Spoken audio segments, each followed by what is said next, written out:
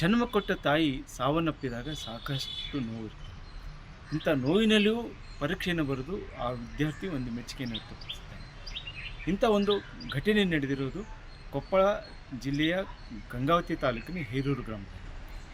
ಹೇರೂರು ಗ್ರಾಮದ ಅಡಿವೇಶ್ ಎನ್ನುವಂಥ ವಿದ್ಯಾರ್ಥಿ ಕೆಸರಟ್ಟಿಯ ಸ್ವಾಮಿ ವಿವೇಕಾನಂದ ಆಂಗ್ಲ ಮಾಧ್ಯಮ ಶಾಲೆಯಲ್ಲಿ SSLC ಓದ್ತಾ ಇದ್ದ.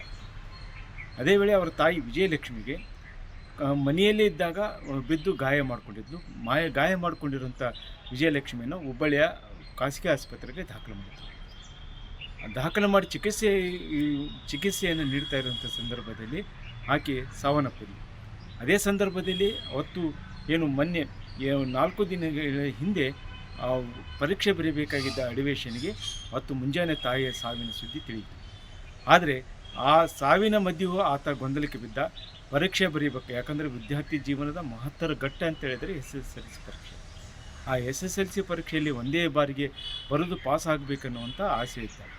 ಆದರೆ ಅದು ಈಡೇರದೇ ಇರುವಂಥ ಸಂದರ್ಭಕ್ಕೆ ಒಂದು ಕಡೆ ಆದರೆ ತಾಯಿಯ ಸಾವು ಆತನನ್ನು ನೋವಿನಲ್ಲಿ.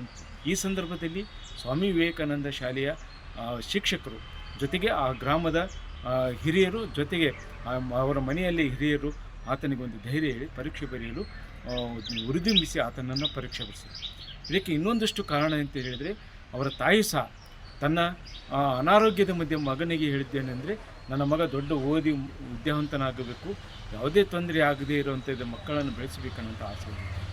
ಇಂಥ ಸಂದರ್ಭದಲ್ಲಿ ಮಗನಿಗೆ ತನ್ನ ಸಾವಿನ ಇಂಥ ಸಂದರ್ಭದಲ್ಲಿಯೂ ಸಹ ಅವರ ಸಾವಿನ ನಂತರದಲ್ಲಿ ಅವರ ಕುಟುಂಬದವರಿಗೆ ತಾಯಿಯ ಆಸೆಯಂತೆ ಅವನನ್ನು ಓದಿಸಬೇಕು ಅನ್ನುವಂಥ ಕಾರಣಕ್ಕಾಗಿ ಮತ್ತು 1 ವರ್ಷ ಗ್ಯಾಪ್ ಆದರೆ ಮತ್ತೆ ಆತನಿಗೆ ಮಾನಸಿಕವಾಗಿ ಒಂದಿಷ್ಟು ಕುಗ್ತಾನೆ ಅನ್ನುವಂಥ ಕಾರಣಕ್ಕಾಗಿ ಆತನಿಗೆ ಪರೀಕ್ಷೆಯನ್ನು ಬರೆಯಲು ಹುರಿದುಂಬಿಸಿದರು. ಅದರ ಜೊತೆಗೇ ಮುಂಜಾನೆ ವೇಳೆಗೆ ತಾಯಿ ಸತ್ತಿದ್ದಳು ಮತ್ತು ಅದು ಮಧ್ಯಾಹ್ನ ವೇಳೆಗೆ ಹುಬ್ಬಳ್ಳಿಯಿಂದ ಹೇರೂರಿಗೆ ಬರಬೇಕಾದ್ರೆ ಸುಮಾರು 4-5 ತಾಸು ಅವಧಿ ಇತ್ತು. ಈ ಸಂದರ್ಭದಲ್ಲಿ ಆತನನ್ನು ಕರೆದುಕೊಂಡು ಬಂದಿರುವಂಥ ಆ ತಾಯಿಯ ಶವ ಬರೋದಕ್ಕಿಂತ ಮೊದಲೇ ಆ ಮಗನನ್ನು ಶಾಲೆಯಲ್ಲಿ ಹೋಗಿ ಪರೀಕ್ಷೆಯನ್ನು ಪ್ರಥಮ ಭಾಷೆಯ ಪರೀಕ್ಷೆಯನ್ನು ಬರೆದು ಬಂದು ನಂತರ ತಾಯಿಯ ಅಂತ್ಯ ಸಂಸ್ಕಾರದಲ್ಲಿ ಭಾಗಿಯಾಗಿರುವುದು ಒಂದು ವಿಶೇಷವಾಗಿದೆ. ಈ ಕಾರ್ಯಕ್ಕೆ ಯಾವುದೇ ಆಗಲಿ ಜೀವನ ಎಂದರೆ ಅದು ಮುಂದುವರಿಯಲೇಬೇಕು.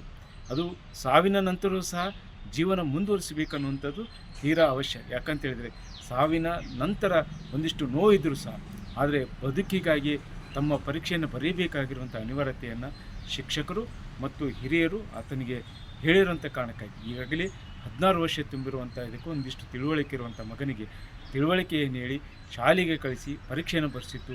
ಆತನ ಬಗ್ಗೆ ಹೆಮ್ಮೆ ಆಗ್ತಿದೆ. ತಾಯಿ ಬಗ್ಗೆ ಪದಗಳೇ ಇರಲ್ಲ ಸರ್, ವರ್ಣನೆ ಮಾಡೋಕ್ಕೆ.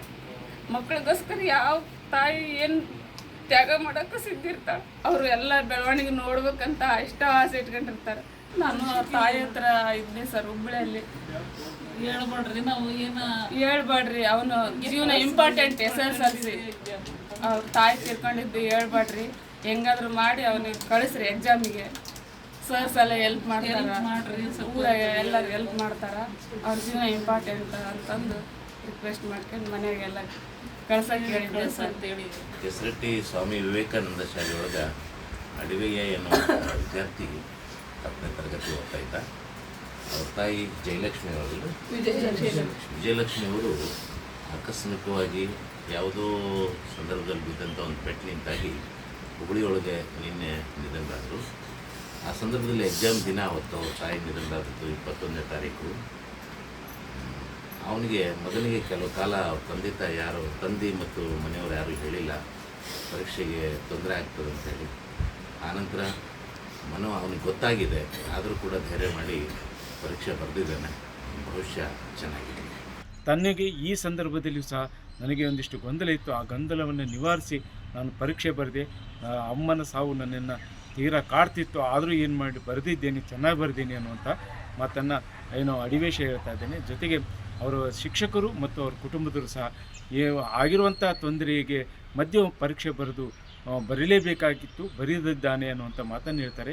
ಇದು ಒಂದು ಕಡೆ ತಾಯಿಯ ಸಾವಿನ ನಡೆಯು ಪರೀಕ್ಷೆಯನ್ನು ಬರೆದಿರುವಂಥ ಅಡಿವೇಶನ ಬಗ್ಗೆ ಮೆಚ್ಚುಗೆ ವ್ಯಕ್ತಿಗಳು ಆಗ್ತಾಯಿದೆ. ಶರಣಪ್ಪ ಬಾಚಲಾಪುರ್, ನ್ಯೂಸ್ 18 ಕೊಪ್ಪ.